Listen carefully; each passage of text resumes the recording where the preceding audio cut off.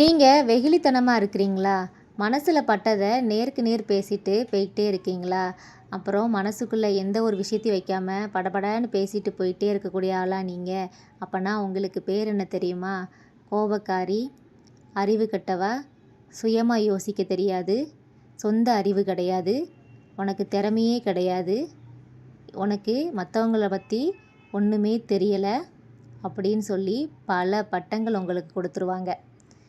மொத்த வாழ்க்கையிலையுமே நம்ம பிறந்ததுலேருந்து இந்த மாதிரி வார்த்தைகள்லாம் கேட்காம வளர்ந்தவங்களா கூட இருக்கலாம். மற்றவங்க நம்மளை நல்லா புரிஞ்சுக்கிடணும், மற்றவங்கள நம்ம ஹேட் பண்ணக்கூடாது, நம்ம மற்றவங்கள ஜட்ஜ் பண்ணக்கூடாது, மற்றவங்கள நம்ம காயப்படுத்தக்கூடாது அப்படின்னு சொல்லிட்டு நம்ம பார்த்து பார்த்து செய்கிற சில விஷயங்கள் கூட சில பேருக்கு புரியுது கிடையாது. நம்ம வெகுளியாக இருக்கிறோம், நம்ம இன்னசென்ட்டாக இருக்கிறோம், நம்மளை என்னனாலும் பண்ணிடலாம் அப்படின்னு சொல்லி சில பேர் இருக்கிறாங்க. உங்கள் வாழ்க்கையிலையும் நீங்கள் பல பேரை கடந்து வந்திருப்பீங்க. இப்படி நீங்கள் வெகுளியாக இருக்கிறதுனால உங்களுக்கு என்னென்ன பிரச்சனையெல்லாம் வரும், அப்படி நீங்கள் வெகுளியாக இருக்கக்கூடாத சில விஷயங்கள் என்னென்ன அப்படின்னு சொல்லி தான் இந்த வீடியோவில் பேச போகிறோம். வெகுளித்தனமாக இருக்கிறது ஒரு நல்ல விஷயந்தான். வாழ்க்கையில் நம்ம என்னத்தை கொண்டு போகிறோம், வரும்போது என்ன கொண்டு வந்தோம், போகும்போது என்ன கொண்டு போகிறோம், வாழ்கிற வாழ்க்கையை சந்தோஷமாகவும் 4 பேர் கூட சிரித்து பேசி வாழ்ந்துட்டு தானே போகணும். அதுக்கு வெகுளித்தனம் ரொம்ப இம்பார்ட்டன்ட் அப்படின்னு சொல்லி நினைக்கிறீங்களா? ஆமாம், வெகுளித்தனம் ரொம்ப இம்பார்ட்டன்ட் தான். வெகுளியாக இருக்கிறது எவ்வளோ பெரிய ஆபத்தை கொண்டு வந்து விடும் தெரியுமா? முதல்ல நீங்கள் ஒருத்தவங்க கூட பழகுறீங்க அப்படின்னு சொன்னால் அவங்க கூட உங்ககிட்ட இருக்கக்கூடிய பலம், பலவீனம், கஷ்டம் அப்படின்னு எல்லா விஷயத்தையும் ஷேர் பண்ணாதீங்க. அதை எல்லாமே அவங்க அழகாக கேட்டுக்கிட்டு பின்னாடி போய் உங்களை பற்றியே தப்பாக பேசி சிரிப்பாங்க. அவங்களுக்கு நீங்கள் சொல்லக்கூடிய உங்களோட கஷ்டம் ஒவ்வொன்றும் கேட்குறதுக்கு நல்லா ஆர்வமாக கேட்டுட்ருப்பாங்க. நம்ம நினைப்போம் பரவாயில்ல, நம்ம மேலே இருக்கக்கூடிய அக்கறையிலையும் பாசத்துலேயும் தான் இவ்வளோ ஆர்வமாக கேட்குறாங்க, நம்மளுக்கு ஆறுதலாக இருக்கிறாங்க அப்படின்னு சொல்லிட்டு மேலும் மேலும் நம்மளோட பலவீனம், நம்மளோட கஷ்டம் எல்லாத்தையும் சொல்லிக்கிட்டே இருப்போம். அவங்க அவ்வளோ ஆர்வமாக கேட்கக்கூடிய முதல் விஷயம் என்ன தெரியுமா? நம்மளோட கஷ்டத்தை பார்த்து அவங்க சந்தோஷப்படுறாங்க. இன்னும் என்ன இருக்குது, இன்னும் என்ன இருக்குது அப்படின்னு சொல்லி அவங்க சந்தோஷப்படுறாங்க. இந்த மாதிரி நிறைய மனுஷங்க இப்போ உள்ள காலத்தில் இருக்கிறாங்க. இதை யாரெல்லாம் உணர்ந்திருக்கீங்க அப்படின்னு சொல்லி சொல்லுங்கள். அதனால் நீங்கள் வெகுளித்தனமாக இருந்தாலுமே உங்களோட பலம், பலவீனம், கஷ்டம் இதை யாருக்கிட்டேயும் ஷேர் பண்ணாதீங்க. அடுத்து சரியானதை சரியான நேரத்தில் சரியான வார்த்தைகளை பேச பழகுங்க. உங்களுக்கு ஒரு விஷயம் பிடிக்கல, உங்களுக்கு ஒரு விஷயம் செய்ய வேண்டாம் அப்படின்னு தோணுது அப்படின்னு சொன்னால் உங்கள் கூட இருக்கிறவங்களுக்காக அதை செய்யணும். அது உங்களுக்கு பிடிக்கலனாலும் நீங்கள் பண்ணணும் அப்படின்னு சொல்லி அவங்க சொன்னாங்கன்னா, இல்லை எனக்கு இது பிடிக்கல, எனக்கு இது பண்ண தெரியாது, எனக்கு பண்ண விருப்பம் இல்லை அப்படின்னு சொல்லி நீங்கள் சொல்லி பழகுங்க. அடுத்து பார்த்திங்கன்னா நம்மளே மதிக்க கற்றுக்கிடணுங்க. நம்மக்கிட்ட பார்த்திங்கன்னா நம்ம கூட இருக்கிறவங்க கிட்ட அவ்வளோ விஷயங்கள் இருக்குது. அவங்களுக்கு நல்லா பேசுகிறாங்க, அவங்க நல்லா ஆடுறாங்க, பார்க்குறதுக்கு ரொம்ப அழகாக இருக்கிறாங்க. நம்மக்கிட்ட அந்த அழகு இல்லை, நம்மளுக்கு முடி கம்மியாக இருக்குது, நம்ம நிறம் கம்மியாக இருக்கிறோம் அப்படின்னு சொல்லிட்டு ஒரு இன்ஃபீரியாரிட்டி காம்ப்ளெக்ஸ் நமக்கு வரவே கூடாதுங்க. முதல்ல நம்மளே மதிக்க கற்றுக்கிடணுங்க. அப்போ தான் மற்றவங்க கிட்டேருந்து அந்த மரியாதை கூட நம்மளால எதிர்பார்க்க தகுதியானவங்களாக இருப்போம். வெகுளித்தனமாக இருக்கிறேன் அப்படின்னு சொல்லிட்டு மனசில் உள்ளதை ஒன்றுமே வச்சுக்கிடாமல் அப்படியே படபடன்னு பேசிகிட்டே இருந்தீங்கன்னு வச்சுக்கிடுங்களேன், நீங்கள் உங்களை ஒரு நாளுமே நல்லவங்க இல்லை நல்ல பொண்ணு அப்படின்னு சொல்லி ப்ரூவ் பண்ணவே முடியாது.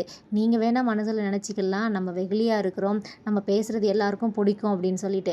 ஆனால் அதையே அவங்க பின்னாடி போய் பேசுவாங்க, இது எப்போதுமே வளவலன்னு பேசிக்கிட்டே இருக்கும், கொஞ்சம் கூட அறிவே கிடையாது அப்படின்னு சொல்லி நம்மளையே பின்னாடி பேசுவாங்க. அப்புறம் இந்த வெகுளித்தனமாக இருக்கிறீங்களோ இல்லை ஒருத்தங்க கூட பழகிட்டு இருக்கீங்களோ அப்படின்னு சொன்னால் ஒரே ஒரு விஷயம் மட்டும் நான் சொல்கிறேன், நல்லா நோட் பண்ணிக்கோங்க. யார் ஒருத்தங்க உங்ககிட்ட மற்றவங்கள பற்றி அதிகமாக குறை சொல்கிறாங்களோ இல்லை அது மற்றவங்கள பற்றி நிறைய தப்பான விஷயத்தை உங்க கூட ஷேர் பண்ணுறாங்களோ அவங்கக்கிட்ட நீங்கள் கொஞ்சம் ஜாக்கிரதையாக இருங்க. ஏன்னா ஒருத்தங்களை பற்றி உங்ககிட்ட தப்பான விஷயத்த சொல்கிறாங்க அப்படின்னு சொன்னால் கண்டிப்பாக அவங்க உங்களை பற்றியும் மற்றவங்க கிட்ட தப்பான விஷயத்த கண்டிப்பாக ஷேர் பண்ணுவாங்க. இது அனுபவ உண்மையில் நான் சொல்கிறேங்க. கண்டிப்பாக இந்த மாதிரி யாராவது உங்ககிட்ட இருந்தாங்க அப்படின்னு சொன்னால் அவங்கக்கிட்ட ஜாக்கிரதையாக இருங்க. இன்னொரு விஷயம், நீங்கள் உங்ககிட்ட கண் முன்னாடி நடக்கிற விஷயத்த, அதாவது இந்த கடிவாளம் கட்டின குதிரை மாதிரி ஒரே திசையை நோக்கி போயிட்டே இருக்காதீங்க. இவங்க என் கூட இருக்கிறாங்க, இப்போ என்கிட்ட என்னுடைய சந்தோஷம், கஷ்டம், கவலை, வருத்தம் எல்லாத்தையும் இவங்ககிட்ட தான் ஷேர் பண்ணுறேன் அப்படின்னு சொல்லி ஒருத்தங்களை மட்டும் டிபெண்ட் பண்ணி இருக்கவே இருக்காதீங்க. அது கண்டிப்பாக நிரந்தரமே கிடையாது. அவங்க உங்ககிட்ட ஒரு மாதிரி பழகலாம். இப்போ உள்ள காலத்தில் நடிக்க சொல்லியாங்க கொடுக்கணும், அவ்வளோ சிறந்த ஆக்டர்ஸ் எல்லாம் நம்ம கூடவே இருக்கிறாங்க, பார்த்து பழகுங்க. அடுத்து பார்த்தீங்க அப்படின்னு அப்படின்னு சொன்னால் மற்றவங்கள நம்புறத முதல்ல நிறுத்தணுங்க. நம்ம ஒரு விஷயம் வந்து நம்பிக்கையாக நம்ம மனசில் பட்டதை ஒருத்தங்க கிட்ட சொல்கிறோம் அப்படின்னு வச்சுக்கிடுங்களேன், அது வந்து என்றைக்குமே வந்து நம்ம நம்பிக்கையானவங்க தான் சீக்ரெட்டாக வச்சுப்பாங்க அப்படின்னு சொல்லி நம்பவே நம்பாதீங்க.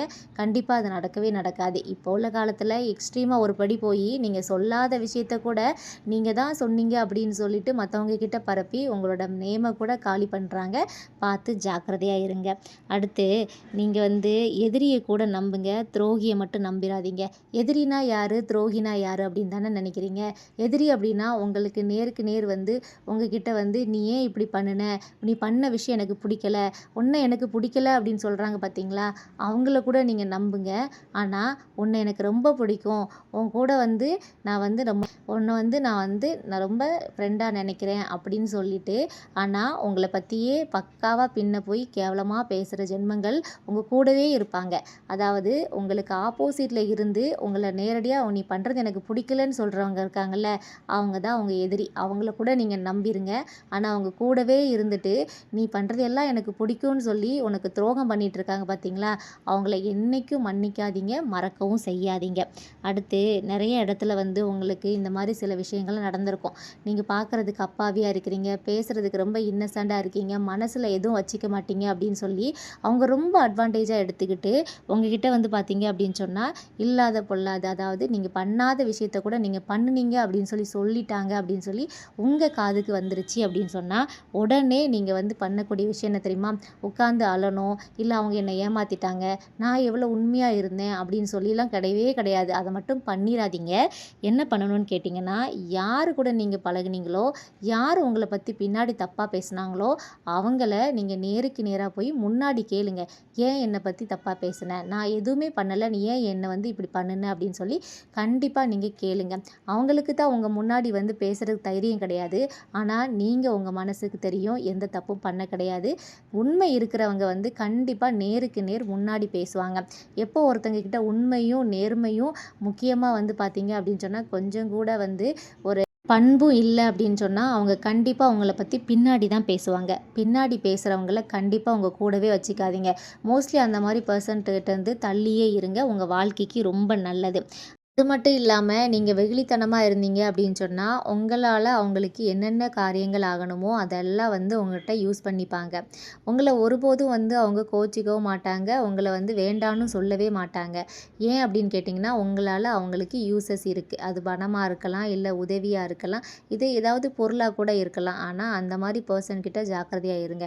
சிம்பிளாக ஒரு விஷயம் சொல்லட்டுன்னா, அப்போ உள்ள காலத்தில் கூட இருக்கிறவங்க வந்து குழி பறிப்பாங்க, கூட இருந்து தான் குழி பறிப்பாங்க அப்படின்னு சொல்லி கேள்விப்பட்டிருப்பீங்க. ஆனால் இப்போல்லாம் குழியை பறித்து வச்சுட்டு தான் அவங்க கூடவே வந்து இருக்கிறாங்க. அப்படியும் சில பேர் இருக்கத்தான் செய்கிறாங்க. பார்த்து ஜாக்கிரதையாக இருங்க. இவ்வளோ நேரம் நான் பேசும்போது எல்லாரையும் நம்ம அப்படி தான் நினைக்கணுமா அப்படின்னு கேட்டால் கிடையாதுங்க. ஒரு சில பேர் அப்படி இருக்கிறாங்க. சிம்பிளாக சொல்லப்போனால் நான் சொல்கிற விஷயத்த மட்டும் நல்லா புரிஞ்சுக்கோங்க. யார் உங்களை உங்கள் முன்னாடி அதிகமாக உங்களை பாராட்டுறாங்களோ அவங்கள நம்பவே நம்பாதீங்க. மற்றவங்கள பற்றி உங்ககிட்ட வந்து தப்பாக பேசுகிறாங்களோ அவங்களையும் நம்பவே நம்பாதீங்க. அவங்க தான் ரொம்ப டேஞ்சரான ஆளுங்க. பார்த்து ஜாக்கிரதையாக இருங்க.